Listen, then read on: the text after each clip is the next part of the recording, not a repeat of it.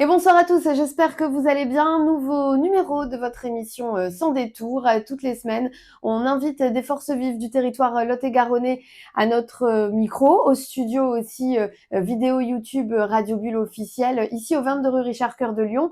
Et l'objectif de cette émission, c'est de vous présenter des personnalités qui se distinguent dans leur domaine sur le territoire lot-et-garonnais. Aujourd'hui, on reçoit Madame Christine Nafa. Bonjour Christine. Bonjour Samia, merci de m'avoir invitée. C'est un grand plaisir. Tu es une personnalité, une figure qu'on voit souvent, surtout en cœur de ville à Genève, puisque nous, Radio Bulle, on est en cœur de ville à Agen. Et j'ai eu l'occasion de te découvrir il y a quelques années à l'occasion de la sortie d'un livre que tu avais écrit. On en reparlera dans un instant, mais on va poser déjà un petit peu le cadre et te présenter à nos auditeurs. Tu es coach, sophrologue, mais pas que. Alors, je suis coach, sophrologue, patiente partenaire. C'est une reconversion professionnelle, mais je suis aussi mariée, maman de 3 enfants. Voilà, donc je fais aussi pas mal de choses. J'aime bien écrire, j'aime lire, je fais un petit peu de sport parce qu'il faut s'entretenir. J'essaye d'apprendre les échecs, je fais plein de choses. T'es une passionnée, t'es très active. Tout ce que tu fais, t'essaies de le faire à fond. On va avoir l'occasion de le découvrir dans cette émission. On va pas tout découvrir parce que c'est vrai que c'est un talk de deux parties de 15 minutes chacune. On essaie vraiment de dégrossir entre guillemets le terrain, mais je sais que on se reverra très certainement dans une prochaine émission parce que tu as encore plein de projets en cours. Alors, je t'invite sans détour à le faire, dérouler un petit peu le fil de ta vie. On ira où tu veux aller sans indiscrétion, toujours en bienveillance. Toi, tu es né dans une famille que tu as décrite comme très simple du côté de Montpellier il y a quelques années. Voilà, il y a exactement plus de 61 ans maintenant. Je suis née à côté de Montpellier, à Villeneuve, et j'ai grandi à Villeneuve-les-Maguelones. Donc, entre mer et étang, ça fait rêver.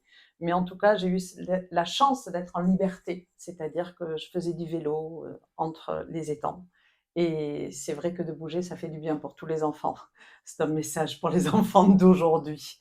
J'étais dans une famille simple. Maman s'occupait de nous, papa travaillait, avait un métier manuel au départ. On n'avait pas grand-chose, mais on avait de l'amour. Et on avait la nature autour de nous, on avait cette notion de s'occuper en faisant des jeux de société, en lisant, en rigolant, en voyant les amis, en cuisinant avec une de mes grand-mères. Voilà, une vie très simple, mais très riche et très équilibrée en fait.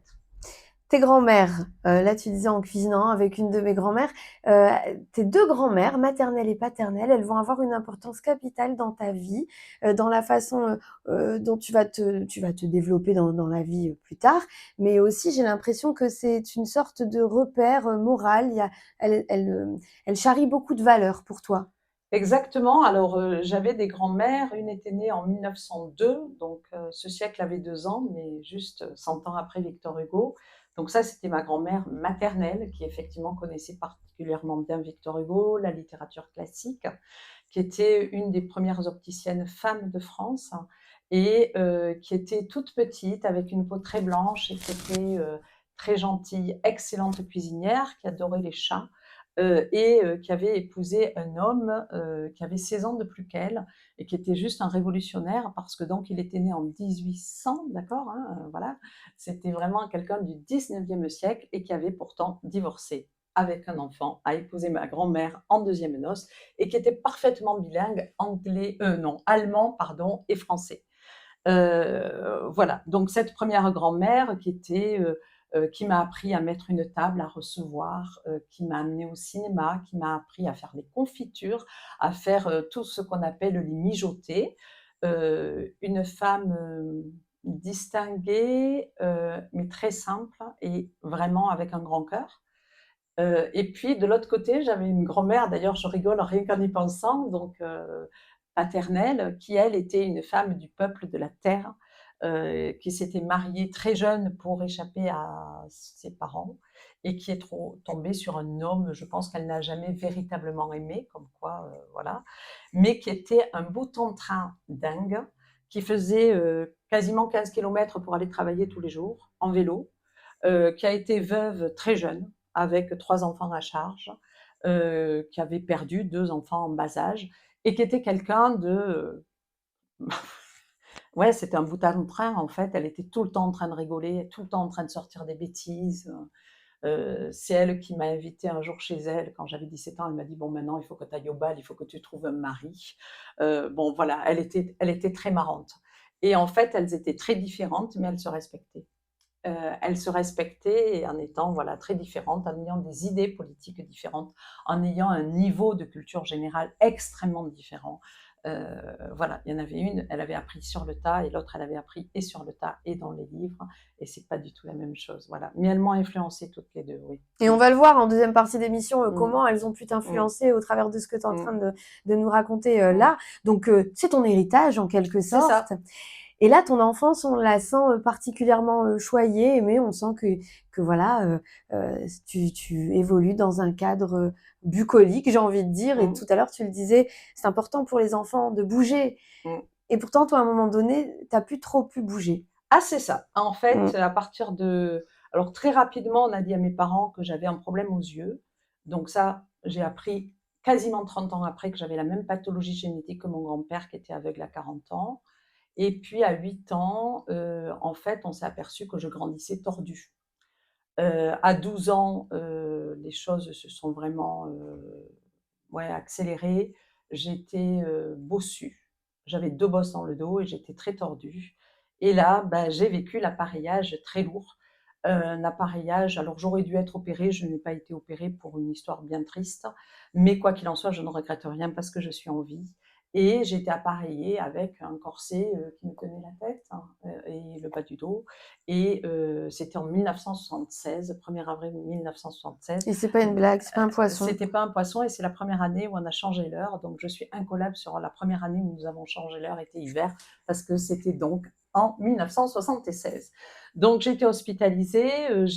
Et là, en fait, il y a eu vraiment le premier choc de ma vie. Alors, peut-être le deuxième, mais le premier vrai choc et qui va avoir une importance sur toute ma vie professionnelle. En fait, je suis arrivée dans un monde hospitalier dans lequel je me suis aperçue que finalement, dans mon malheur, j'étais vachement chanceuse. Parce que j'ai été hospitalisée dans un centre qui s'appelait le Centre Maguelone, à Palavas-les-Flots exactement, où il y avait au deuxième étage des enfants qui étaient épileptiques et qui étaient casqués. Et l'étage le numéro un, donc c'était les filles, et on va dire que 70% des filles étaient sur des fauteuils ou allongées. Et moi, en fait, à part juste après la pose du corset, j'ai été très vite debout et autonome. Alors, j'ai réappris tout. J'ai réappris à manger parce qu'au départ, quand on grandit de 6 centimètres en l'espace de quelques secondes, ben moi, ma bouche, elle était là pour moi, elle n'était plus là. On apprend à remettre ses chaussures, on apprend à s'habiller. Mais j'ai eu un œil, je me suis dit: «Ah ouais, bon, finalement, c'est pas facile, mais je pourrais être sur un fauteuil roulant ou je pourrais être allongée pendant 1 an ou 2». Et puis Tu aller, relativises très ah ouais, jeune, en j'ai fait. relativisé très jeune et je ne me suis jamais plainte. Je pense que quand je suis rentrée, ça a été l'électrochoc. Je me suis dit: «Mon Dieu, merci». Voilà, parce que finalement, c'était quelque chose. L'été 76, il a fait très chaud, tout le monde allait à la plage, ben moi, j'étais pas à la plage, j'étais enfermée dans ma chambre, j'ai lu Balzac. Ça a aussi un peu influencé, mon amour pour la littérature. On s'évade hein, de Hem, toute manière par la voilà, lecture. il faut Ouais. faire autre chose de Mm. toute façon et de toute façon, dans la vie, quand il y a des grosses, quand il y a des épreuves, on a 2 solutions. Ou on s'effondre et on se morfond et on tourne en rond, ou on se dit: «Bon, OK, j'ai pas le choix, j'accepte et je fais avec». Et en fait, moi, j'ai fait ça à partir de 12 ans. Voilà, Relativiste dès 12 ans, c'est ça. par la force des choses, Oui. mais une prise de conscience quand même, qui est le regard de l'autre. Jean-Paul Sartre dirait: «L'enfer, c'est les autres». Exactement, parce que effectivement, une fois que alors à l'hôpital, on est tous pareils. Alors plus ou moins chanceux, comme je l'ai dit, mais on est tous pareils. Mais par contre, quand on sort, ben, on sort avec un corset qui se voit, avec une attitude modifiée, on marche différemment, on se tient différemment. Moi, j'avais interdiction de porter vraiment du poids, mais vraiment même des petites charges, puisque je n'étais absolument pas musclée, j'avais une espèce d'asthénie, voilà. Et ben là, les gens me regardaient dans la rue parce que j'étais handicapée Et maman m'a rendu un énorme service. Elle m'a dit, il ne faut rien que tu changes à ta vie. Donc, effectivement, je n'avais pas le droit d'aller en cours de sport, mais j'avais une professeure de sport au collège qui s'appelait Madame Darmon et qui me disait, si ça te fait plaisir, tu viens regarder. Donc, j'étais ramasseuse de balles, je notais combien mes copines sautaient. J'étais bien contente de ne pas sauter, par contre, en longueur et encore moins en hauteur. Mais du coup, j'ai participé. Alors, j'étais dans une école où on a privée parce que je ne pouvais pas porter de poids. Même pas mon cartable. Donc, il y avait une bienveillance vis-à-vis de moi. Mais par contre, mes collègues, elles me regardaient et je faisais partie de la classe, quoi. J'étais un petit peu différente, mais voilà, je faisais partie de la classe. Comme quoi, quand le travail du pédagogue est bien mené, Ah oui, les enfants peuvent ne pas être cruels. C'est juste l'éducatif autour voilà. qui va Par contre, les gens dans la rue qui vous regardent, j'ai une prof aussi qui un jour a fait une remarque extrêmement désobligeante et qui a fait que j'ai eu un blocage sur uniquement cette matière dans toute ma scolarité. Alors malheureusement, c'est l'anglais, mais bon, après je lis couramment l'anglais, mais je parle très mal et je sais très bien pourquoi. Mais ça, je l'ai su après avoir fait une psychothérapie en fait, hein, enfin un coaching. J'ai compris ça en fait. Pourquoi je parlais pas l'anglais? Parce que j'ai une prof d'anglais qui un jour m'a dit cachez-moi votre cou, ça me dérange. Voilà. Oh, Voilà. Donc, du coup, après, j'ai plus rien dit. Hein. C'est pas compliqué. Je pense que je n'ai plus jamais levé la main en anglais. Je me suis même débrouillée pour prendre anglais en deuxième langue au baccalauréat, alors que c'était ma première langue.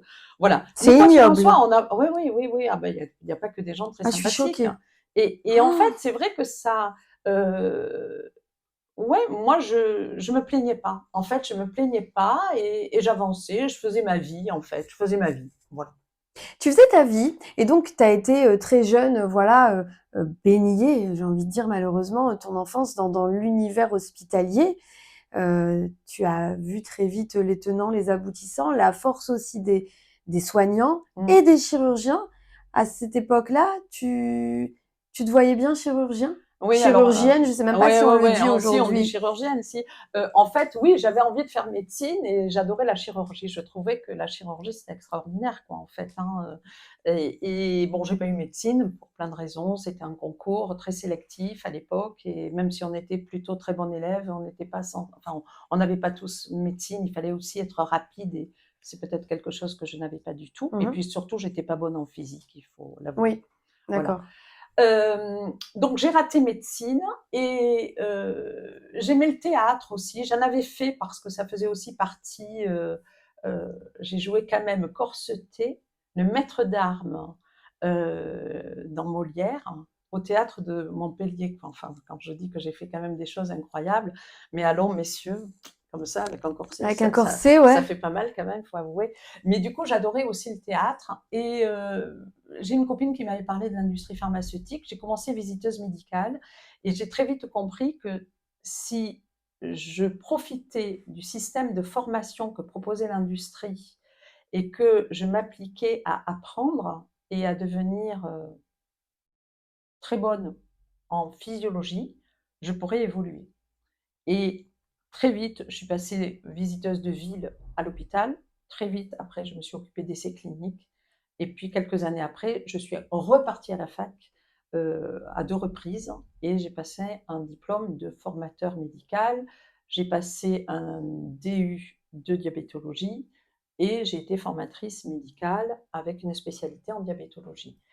Et ça montre aussi que c'est pas parce qu'on n'arrive pas à un moment, là, pour tous les jeunes qui sont en train de se prendre la tête sur leur orientation. Moi, je dis à des jeunes que j'accompagne, j'ai changé 3 fois de métier, c'est vrai, et je suis retournée à la fac à 40 ans. Et puis, j'ai adoré ce que j'ai fait. Et puis, la vie a fait que je suis repartie apprendre à 50 ans, 53 ans, parce qu'il s'est avéré que j'ai refait une formation différente pour devenir coach et sophrologue après un accident de vie qui était le cancer. On va en parler dans un instant.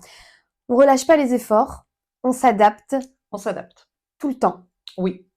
Et il y a une chose dont je me sers beaucoup en coaching, c'est que l'homme est autonome.